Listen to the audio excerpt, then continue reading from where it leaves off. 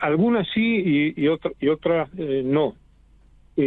Hace ya muchos años existe una deformación de lo que es la estabilidad del empleado público, que está garantizada en el artículo 14 bis de la Constitución.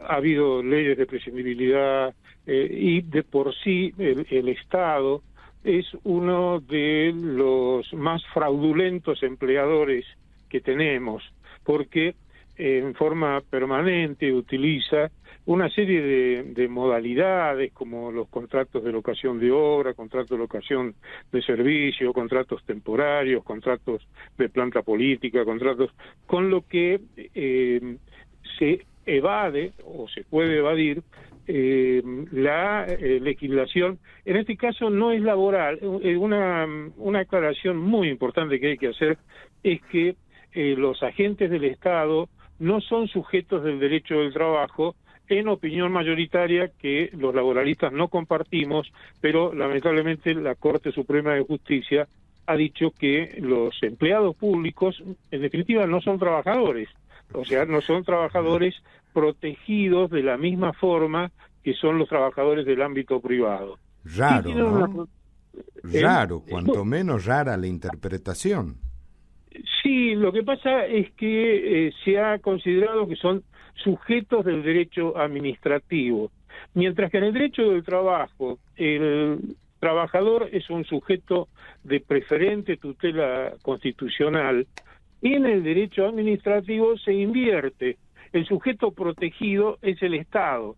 El Estado encarna teóricamente el bienestar general, entonces a ese interés general se subordinan los intereses individuales y ahí meten a los trabajadores.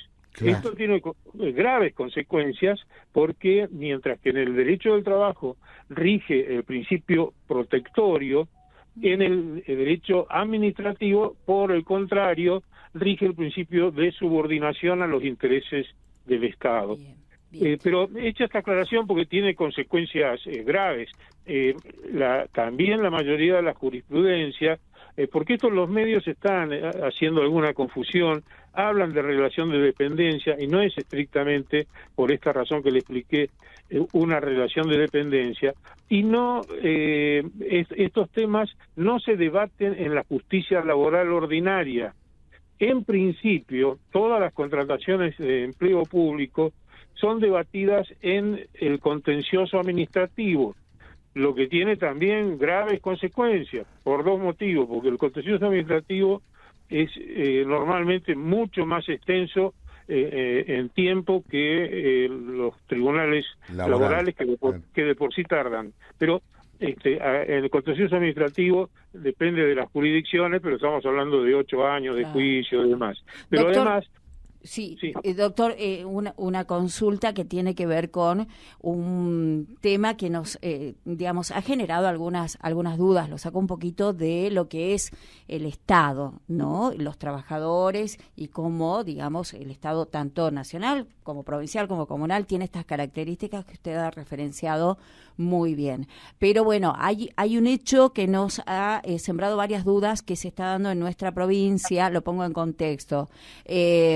Empresas de transporte de pasajeros están convocando a sus trabajadores de manera personal para firmar un convenio que no tiene nada que ver con lo que el sindicato que los representa bajo ley de paritarias vigentes en todo el país está queriendo obviamente llevar adelante las negociaciones para tener un aumento de salario, ¿no? En este contexto se dio una audiencia ayer porque estaban en conciliación obligatoria, no se presentó la parte de las empresas a esta audiencia.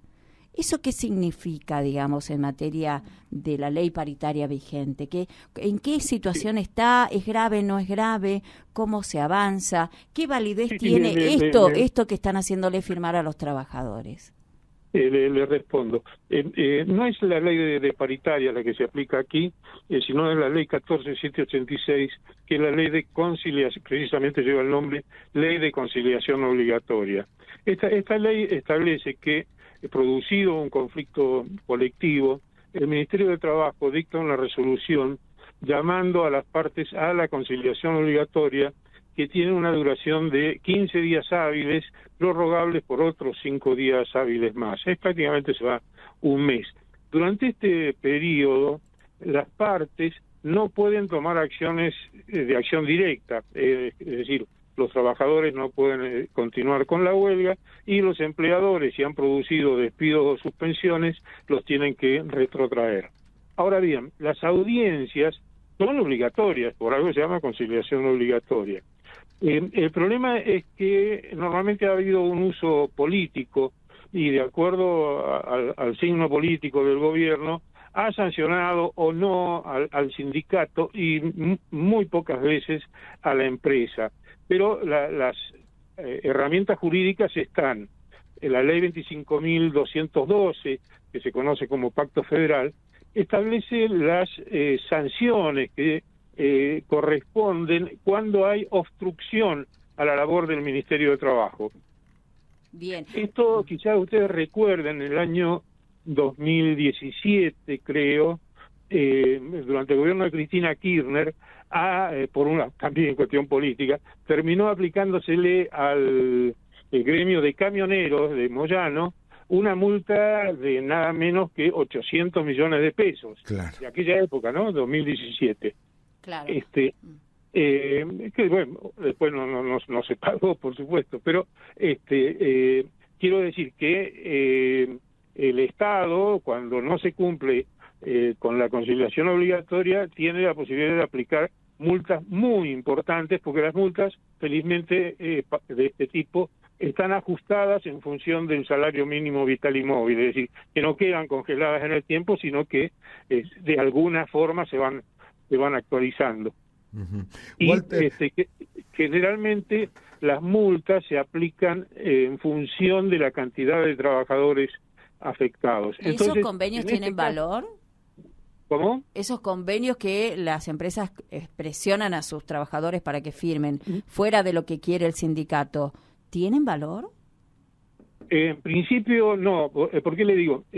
Lo que, por un lado, desde el ámbito colectivo, lo que tiene que hacer el Ministerio del Trabajo es intimar a las empresas a que se presenten a la conciliación obligatoria, y sin perjuicio de las multas que puede llegar a aplicarle, la ley le autoriza expresamente, estoy hablando de la ley 25.212, Pacto Federal, a recurrir a la fuerza pública, y dice la ley, como si se tratara de una orden judicial.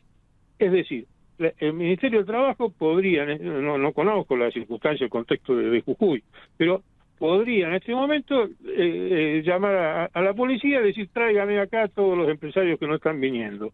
Esa es una facultad establecida expresamente en la ley, sin perjuicio de aplicarle esas multas millonarias por obstrucción a la labor de la autoridad laboral. claro. Y con relación a la validez de los convenios, en principio, como están vulnerando una situación legalmente prevista, que es la conciliación obligatoria, no serían válidos. Pero ojo que en la medida en que estos convenios superen los mínimos legales, quizá al trabajador en su momento le convenga hacer valer ese convenio que ha firmado.